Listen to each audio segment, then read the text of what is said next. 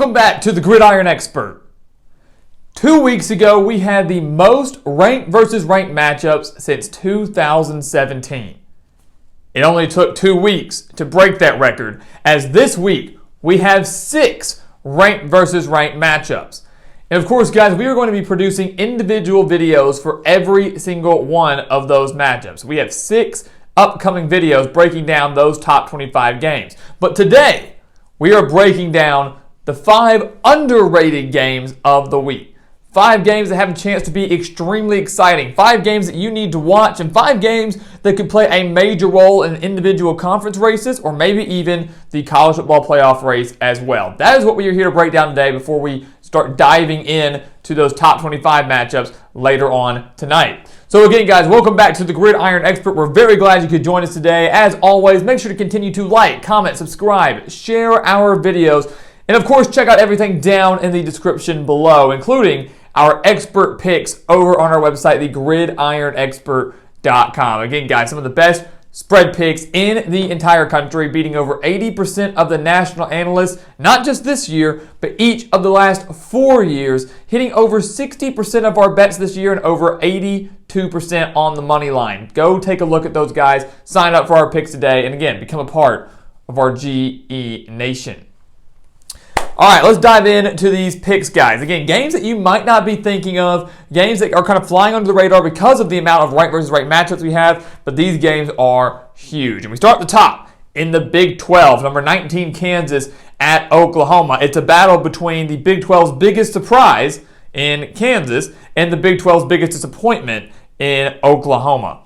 And it should be noted, guys, that Oklahoma has won 17 straight games over the Jayhawks, and none of those 17 wins have been decided by less than 12 points. So the Sooners have not only won 17 straight, they have dominated Kansas in those games. And what this ultimately comes down to, guys, Kansas needs this win to keep their Big 12 title hopes alive. They took their first loss of the season last week in a thriller to TCU. If they lose this game, they go down to 2 losses, probably eliminate themselves from contention with the way TCU, Oklahoma State, and Kansas State are playing. Oklahoma, on the other hand, they're 0-3 in conference play. They've dropped 3 straight games after being a top 10 team just about a month ago.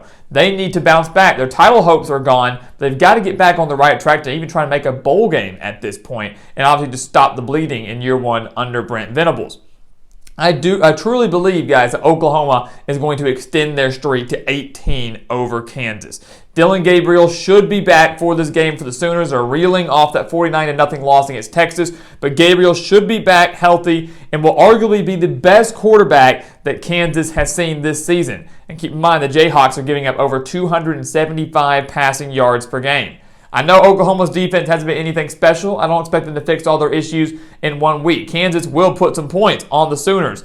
But in a game that is a must-win for Oklahoma, in a game where the pressure is on for Brent Venables, I think they deliver at home. Home field advantage playing a key role here. The Sooners stop the bleeding, beat Kansas, and end the Jayhawks title run. But again, ultimately for Kansas, getting to a bowl game would just be phenomenal. Over in the Big 10, Minnesota at number 24, Illinois. This is a huge, huge game as well because this could determine who wins the Big 10 West.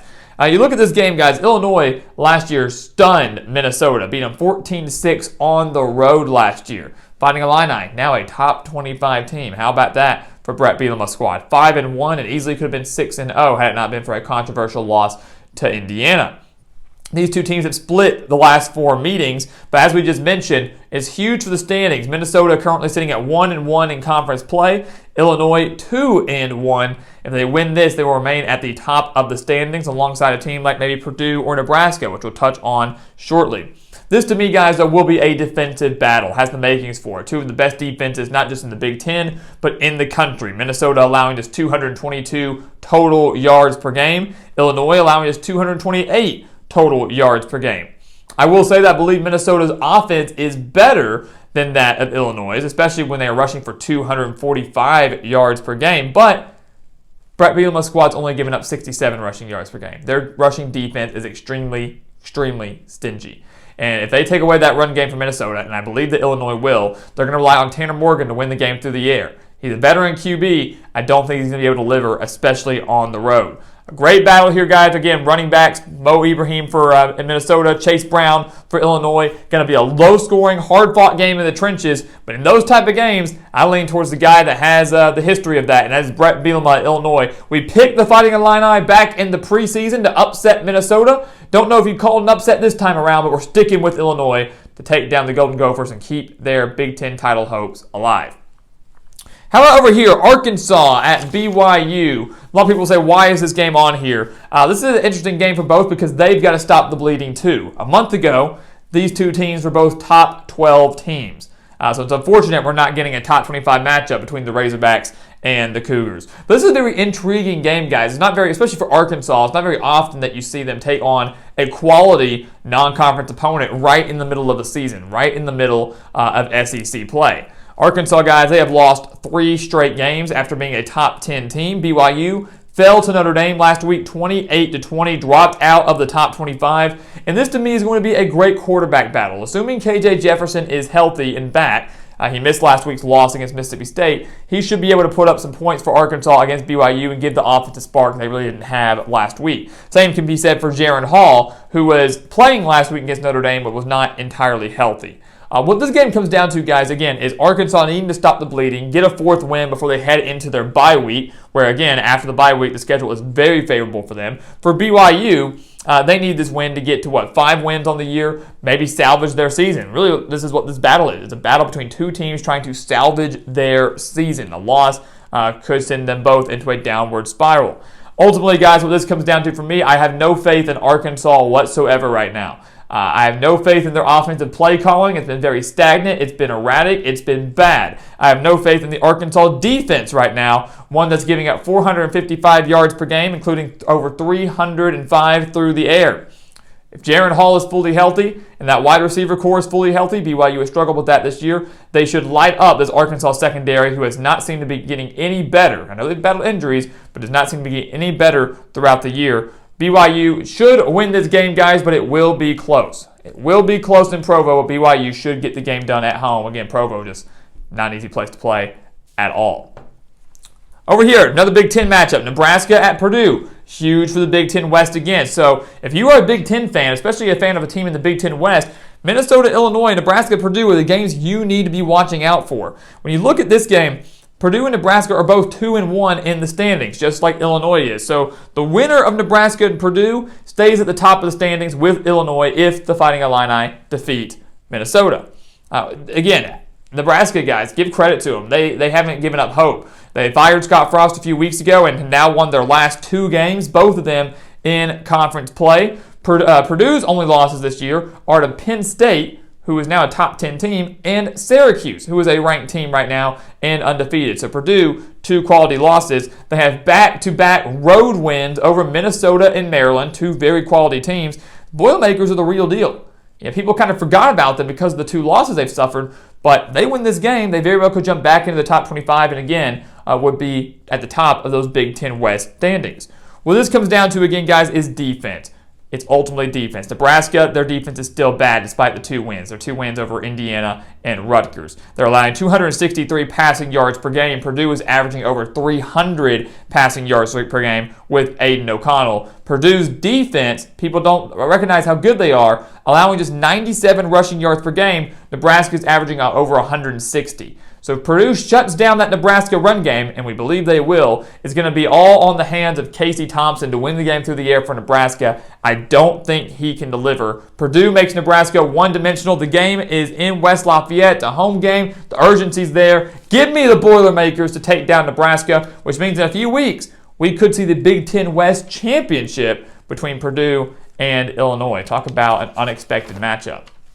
And then finally, guys, down here, number 4 Clemson at Florida State. The highest ranked team clearly on our board for this week. This is a tough test for Clemson, guys. This very well could result in an upset. But the Tigers have won 6 straight games over the Seminoles, the last 4 all coming by at least 10 points. And there is a bit of a factor in here as well. Back in 2020, the COVID year, Florida State bailed on Clemson, hours before kickoff? Hours before kickoff, Clemson had made the travel all the way down to Tallahassee, and Florida State bailed. And not too many players are still around from that team for Clemson or Florida State, but it still resonates with them. It still resonates with their coaches. Clemson was livid after that. I have a feeling they're going to still be livid, holding that little bit of a grudge, even though it already has been 2 years. But if you want to take that out of the equation, look at the numbers. Clemson's still hitting their stride. 39.3 points per game. They're allowing to 64.2 rushing yards per game. That's your key number. The run game in the front seven is so strong. Florida State's averaging over 200 rushing yards per game. If Clemson makes Florida State one-dimensional, which, similar to the Purdue-Nebraska game, we believe Clemson will, Jordan Travis has to win the game solely through the air and solely with his legs to the Seminoles, and I don't think he's going to be able to do that despite having this game in Tallahassee. DJ Uiagalelei is playing great football right now, 14 touchdowns and just 2 interceptions. Again, this Clemson team has already survived arguably their toughest 2 tests in Wake Forest and NC State. Florida State will provide another one, but I believe Clemson goes on the road, takes them down, a Florida State team that's reeling a little bit following back-to-back losses to NC State and of course, NC State and Wake Forest. Clemson goes on the road, and really it has pretty much smooth sailing the rest of the way through. They survive Tallahassee. The shot and the path to the playoffs becomes very, very clear, and we believe Clemson does get that win. So guys, there you have it. We have 6 ranked versus ranked matchups coming your way this week. First one actually is coming tonight. Penn State, Michigan. That prediction video coming out tonight. The rest will come out throughout the course of the week. But these 5 games you need to watch for as well. So in between all those ranked versus ranked matchups, keep an eye on these 5 because these have major implications on individual seasons, on the conference races, history as a whole, the playoff race. So many games that have major implications. Just because they don't have 2 numbers by their names doesn't mean that it's not a big one. We wanted to shed some light on these. Watch these 5 games. Let us know your thoughts and predictions in the comments below, and let's get ready for another exciting weekend of college football. So guys, as always, thank you so much for watching us here at the Gridiron Expert on YouTube. Make sure to continue to like, comment, subscribe, share our videos, and of course, check out everything down in the description below, including our expert picks over on our website, thegridironexpert.com. Some of the best college football and NFL spread picks in the entire country for one of the lowest prices in the entire country, beating out over 80% of the national analysts each of the last 4 years. We want you to go over there, guys. Take advantage of those. Sign up today. Become a part of our GE Nation. And once again, as always, thank you so much for watching, and we'll see you next time right here on the Gridiron Expert.